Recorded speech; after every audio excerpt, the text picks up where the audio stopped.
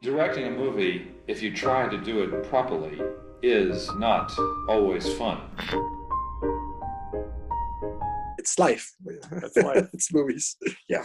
So you have the tapes, you've cleaned them up, and now you have to structure a remarkable 75 minutes as your final product. Where do you start visually, and how did the spirit of Stanley move you in decision making? Whoa. Well, I love cinema. So when you love cinema and you want to make films, even though I do documentaries, but I did also fictions when I was younger, short films, and everything. So I'm very, I really love cinema. I like films, no matter fiction or documentaries or animation, whatever. Stories. I like people to tell me stories since I'm a little boy. And I discovered Stanley Kubrick when I was 10 years old in 1985. And the first film I saw was Barry Lyndon. And yeah.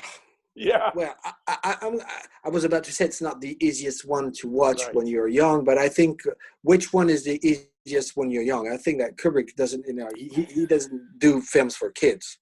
But anyway, so I discovered Barry Lyndon and I was just shocked at many stages, because that was the first time I saw a film period.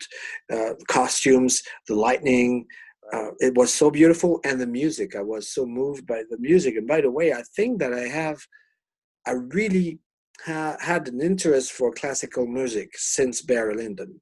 I was 10 years old. See what I mean? So my parents didn't really listen to classical music, but I started to. I really liked it, and I wanted to play the piano because of that too. And I was also very, very, I would say, astonished and shocked by one sequence, the sequence where Barry's son dies. And I said to myself, oh my God, that's not possible. A kid cannot die. We cannot show a kid dying in a story or in a film, because I was a kid. I was about the same age than Barry's son, so I identified myself to that kid. Then later on, I watched, I think when I was 14 or 15 years old, 2001, and The Shining, because I really liked that when I was a teenager, all that kind of movies, genre movies. Sure. So The Shining, A Full Metal Jacket, and etc. And what amazes me was when I was younger, again, is that I couldn't tell it was Stanley Kubrick who did these same movies that I liked, because he did so very different movies. And still, when you grow up, it's like, I'm going to say something that I rarely said in interviews. I think it's like good wine. Wine, French wine, you have to keep it because it ages, and it gets better and better when it ages. But that's not the case of films, and especially Stanley Kubrick's films. The people, it's us, the audience, who aging, you rediscover. I would say every 10 years, I personally rediscovered all his filmography, his 13 films. I watched them every 10 years and differently, and I had a different perception. And that's really the power, I really believe, of Stanley Kubrick. I didn't have any nostalgia like I had for example, Spielberg's film. See what I mean? When I rewatch Spielberg's, I really love Spielberg's, but I see myself when I was a kid.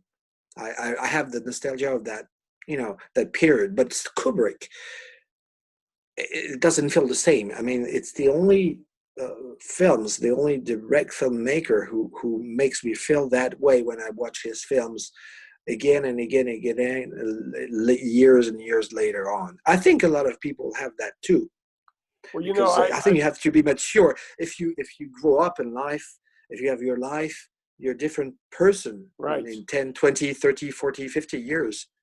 But it's still powerful. These films are still powerful and still talks to you and interrogates you as well. Mm-hmm. Well, Did I answer the question? I'm 15 years older than you, so some of that stuff was contemporary for me. Not Barry Lyndon so much because I was a little too young, but definitely The Shining and Full Metal Jacket and Eyes Wide Shut. First day they came out, I was there. So. Oh my God. Yeah. So This is Patrick McDonald for HollywoodChicago.com. Copyright 2020.